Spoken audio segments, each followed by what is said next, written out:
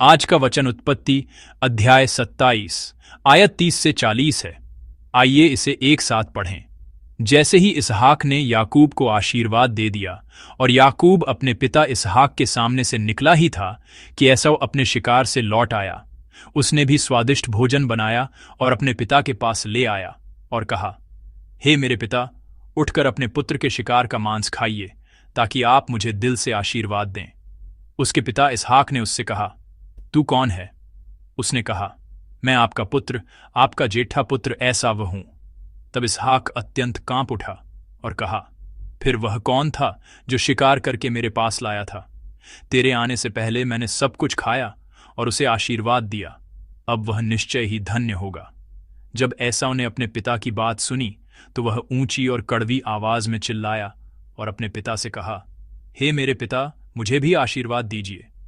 परंतु उसने कहा, तेरा भाई छल करके आया और तेरा आशीर्वाद ले गया। एसाव ने कहा, क्या उसका नाम याकूब ठीक ही रखा गया है? उसने मुझे 2 बार धोखा दिया है। पहले उसने मेरा जेठे का अधिकार छीना और अब देखिए, उसने मेरा आशीर्वाद भी ले लिया है। फिर उसने कहा, क्या आपने मेरे लिए कोई आशीर्वाद नहीं बचाया है? इसहाक ने एसाव को उत्तर दिया, देख, मैंने उसे तेरा स्वामी बनाया है और उसके सब भाइयों को उसके दास बना दिया है और अनाज और नई दाख मधु से उसे संपन्न किया है। अब हे मेरे पुत्र, मैं तेरे लिए क्या कर सकूं? एसाव ने अपने पिता से कहा, हे मेरे पिता, क्या आपके पास केवल एक ही आशीर्वाद है? हे मेरे पिता, मुझे भी आशीर्वाद दीजिए। और एसाव ऊंची आवाज में रोने लगा। तब उसके पिता इसहाक ने उसे उत्तर दिया, देख, तेरा निवास पृथ्वी की उपजाऊ भूमि से दूर होगा और ऊपर से आकाश की ओस से दूर होगा। तू अपनी तलवार से जीवित रहेगा और अपने भाई की सेवा करेगा, परंतु जब तू बलवान हो जाएगा तो तू उसका जुआ अपनी गर्दन से तोड़ फेंकेगा। आज का पाठ 30वें आयत से शुरू होता है। इसहाक ने याकूब को आशीर्वाद दे दिया। ये छोटा सा वाक्य अत्यधिक महत्वपूर्ण अर्थ रखता है, क्योंकि इसमें कहा गया है कि इसहाक के दूसरे पुत्र याकूब ने अपने पिता इसहाक को धोखा दिया और अपने बड़े भाई एसाव के स्थान पर वह आशीर्वाद प्राप्त किया जो एसाव को मिलना चाहिए था। इसहाक ने एसाव से कहा था कि वह शिकार करके स्वादिष्ट भोजन बनाए, परंतु जब एसाव शिकार पर गया था तब याकूब ने स्वादिष्ट भोजन बनाया, एसाव का भेष बनाया और एसाव से पहले इसहाक के पास गया और उसने वह सारा आशीर्वाद प्राप्त किया जो उसके भाई को मिलना चाहिए था। फिर याकूब इसहाक से दूर चला गया। तुरंत बाद 30वें आयत के दूसरे भाग में कहा गया है, एसाव शिकार से लौट आया। शिकार से लौटकर एसाव ने स्वादिष्ट भोजन बनाया और अपने पिता इसहाक के पास गया। अपने पिता से आशीर्वाद पाने की आशा में उसने उससे भोजन करने और उसे आशीर्वाद देने को कहा, परंतु उस समय इसहाक के शब्द थे, तू कौन है? और जब उसे पता चला कि यह वास्तव में एसाव था तो वह डर से कांप उठा और उसने एसाव से कहा, तुझसे पहले कोई आया था और मैंने उसे आशीर्वाद दिया, वह निश्चय ही धन्य होगा। तब एसाव चिल्लाया, हे मेरे पिता, मुझे भी आशीर्वाद दीजिए, और जोर से रोया। परंतु इसहाक ने कहा कि कुछ नहीं किया जा सकता, क्योंकि उसके छोटे भाई ने पहले ही उसके स्थान पर आशीर्वाद ले लिया था। तब एसाव ने एक बार फिर कहा, हे मेरे पिता, मुझे भी आशीर्वाद दीजिए, और ऊंची आवाज में रोया।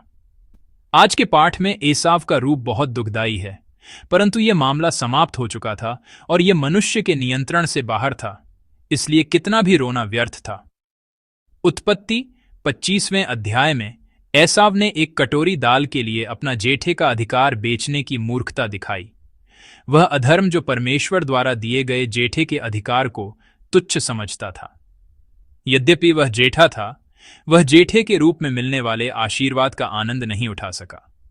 उसने अपने पिता को पुकारा, रोते हुए कहा, मुझे आशीर्वाद दीजिए, परंतु उसका पिता लगभग कुछ नहीं कर सकता था। अतीत में इस वचन पर मनन करते समय मैंने अपने आप से एक प्रश्न किया था। वह प्रश्न यह था, एसाव को जेठे का आशीर्वाद क्यों नहीं मिला?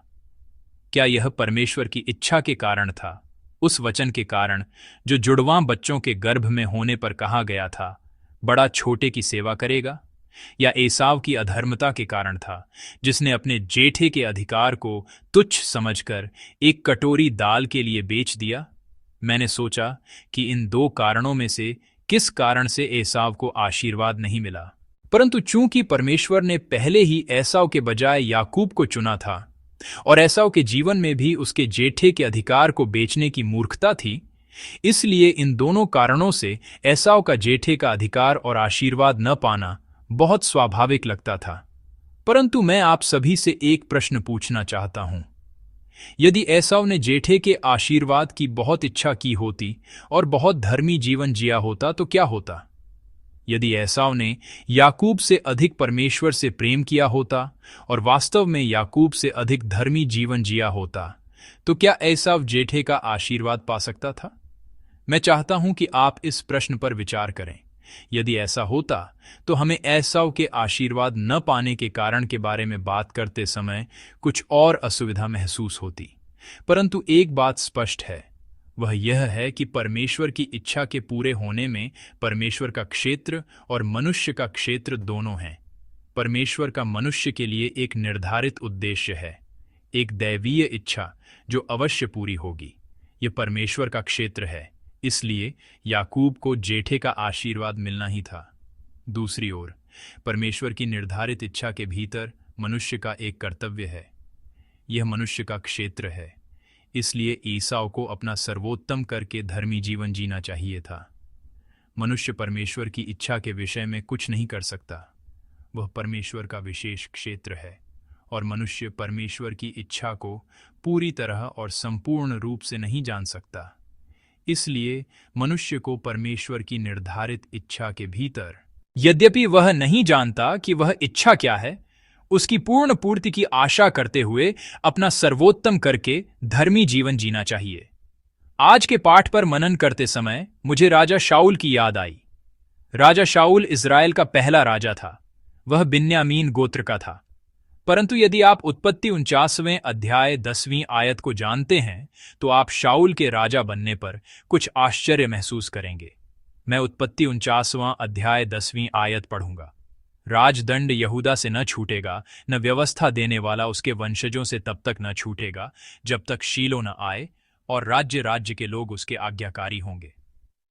उत्पत्ति 49वां अध्याय याकूब की अपने 12 पुत्रों को दी गई वसीयत है। याकूब की वसीयत के माध्यम से परमेश्वर ने कहा था कि यहूदा गोत्र से राजा आएगा। परंतु इज़राइल का पहला राजा शाऊल यहूदा गोत्र का नहीं बल्कि बिन्यामीन गोत्र का था। तो फिर शाऊल राजा क्यों बना? क्या भविष्यवाणी गलत थी? हम ऐसा सोच सकते हैं, परंतु ऐसा नहीं है। यह परमेश्वर का क्षेत्र है। मनुष्य परमेश्वर की संपूर्ण इच्छा को नहीं जान सकता, परंतु परमेश्वर की यह प्रतिज्ञा, परमेश्वर का यह वचन कि वह यहूदा गोत्र के माध्यम से राज्य स्थापित करेगा, राजा दाऊद के माध्यम से पूरा हुआ। दाऊद इज़राइल का दूसरा राजा था और वह यहूदा गोत्र का था। तो हम यह सोच सकते हैं, फिर शाऊल का राज्य क्या था? शाऊल राजा क्यों बना? शायद हमारे मन में यह असुविधाजनक विचार आ सकता है कि चूंकि परमेश्वर ने यहूदा गोत्र के लिए राज्य पूर्व निर्धारित किया था, इसलिए राजा शाऊल केवल दाऊद के आने से पहले तक कोहरे की तरह, अस्थायी व्यवस्था की तरह अस्तित्व में था। परंतु जो स्पष्ट है वह यह है कि परमेश्वर ने अपनी प्रतिज्ञा के अनुसार यहूदा गोत्र के दाऊद के माध्यम से शाश्वत राज्य स्थापित किया। परंतु जो हमें स्पष्ट रूप से जानना चाहिए वह यह है कि परमेश्वर की शाऊल के माध्यम से, राजा शाऊल के माध्यम से भी एक योजना थी। आइए हम शमूएल का पहला ग्रंथ 13वां अध्याय 13वीं और 14वीं आयत पढ़ें। शमूएल ने शाऊल से कहा, तूने मूर्खता की है, तूने अपने परमेश्वर यहोवा की आज्ञा का उल्लंघन किया है जो उसने तुझे दी थी। यदि तूने उसका पालन किया होता तो यहोवा इस्राएल पर तेरे राज्य को सदा के लिए स्थिर रखता, परंतु अब तेरा राज्य स्थिर न रहेगा। यहोवा ने अपने मन के अनुकूल एक पुरुष खोज लिया है और यहोवा ने उसे अपनी प्रजा का अगुवा बनने की आज्ञा दी है, क्योंकि तूने यहोवा की आज्ञा का पालन नहीं किया। ये वे शब्द हैं जो शमूएल ने राजा शाऊल से कहे थे।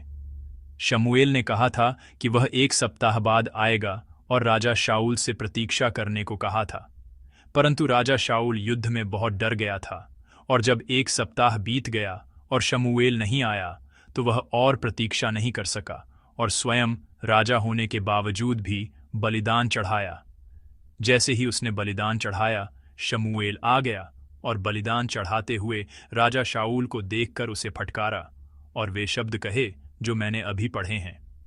यह वचन वास्तव में आश्चर्यजनक और अविश्वसनीय है। यह दिखाता है कि परमेश्वर ने राजा शाऊल के माध्यम से एक शाश्वत राज्य तैयार किया था। यद्यपि परमेश्वर ने कहा था कि वह यहूदा के माध्यम से, यहूदा गोत्र के माध्यम से राज्य स्थापित करेगा, एक शाश्वत राज्य स्थापित करेगा, फिर भी उसकी यह महान योजना बिन्यामीन गोत्र के राजा शाऊल के माध्यम से भी थी, जो यहूदा गोत्र का नहीं था। परंतु यह अवर्णनीय महान योजना शाऊल की अनाज्ञाकारिता के कारण असफल हो गई। इस प्रकार मनुष्य परमेश्वर की संपूर्ण इच्छा को नहीं जान सकता। केवल एक बात निश्चित है कि परमेश्वर की अपनी इच्छा है और वह इसे अपने क्षेत्र में पूरा करता है, और मनुष्य को मनुष्य के रूप में अपना कर्तव्य ईमानदारी से निभाना चाहिए। परंतु शाऊल ऐसा नहीं कर सका और राजा के रूप में अपने कर्तव्य में अपना सर्वोत्तम नहीं दे सका। इसलिए वह परमेश्वर द्वारा तैयार की गई उस महान शाश्वत राज्य की धन्य योजना का आनंद नहीं उठा सका। आज के पाठ में परमेश्वर ने कहा कि एसाव याकूब की सेवा करेगा। यह परमेश्वर का क्षेत्र है। यह ऐसी बात है जिसे मनुष्य बदल नहीं सकता, जो अवश्य पूरी होगी। परंतु एसाव को मनुष्य के क्षेत्र में अपना सर्वोत्तम करना चाहिए था। उसे कभी भी एक कटोरी दाल के लिए अपने जेठे के अधिकार को बेचने की मूर्खता नहीं करनी चाहिए थी। और परमेश्वर से न डरने वाली स्त्रियों से विवाह करना, यह अधर्म भी परमेश्वर की इच्छा नहीं है। यदि एसाव ने मनुष्य के क्षेत्र में जो वह कर सकता था उसमें अपना सर्वोत्तम किया होता, तो यद्यपि जेठे का आशीर्वाद याकूब को मिलता, परमेश्वर ने राजा शाऊल के साथ जो किया उसी प्रकार एसाव के लिए भी एक और अच्छी इच्छा दिखाई होती। मैं चाहता हूं कि आप इस भोर में इस पर विचार करें। हमारे साथ भी यही है। परमेश्वर का हमारे लिए एक महान उद्देश्य है। यह परमेश्वर का क्षेत्र है। ऐसी परमेश्वर की इच्छा को हम पूरी तरह नहीं जान सकते और हम इसके बारे में कुछ नहीं कर सकते। यह परमेश्वर का विशेष क्षेत्र है जिसकी योजना केवल परमेश्वर बनाता है और केवल परमेश्वर ही पूरा करता है। हमें उस इच्छा की पूर्ति के लिए प्रार्थना करनी चाहिए और हमें अपना काम करना चाहिए। हमें अपने क्षेत्र में अपना सर्वोत्तम करना चाहिए। हमें इस विश्वास और अपेक्षा के साथ कि परमेश्वर हमारे लिए अच्छे काम करेगा, धर्मी और ईमानदारी से आज का दिन जीना चाहिए। यदि हम ऐसा करते हैं तो परमेश्वर हम पर अनुग्रह करेगा, हमारे माध्यम से काम करेगा और महिमा प्राप्त करेगा। प्रिय संतों, आज सुबह इस वचन पर विचार करते हुए मैं चाहता हूं कि हम इस प्रकार संकल्प लें।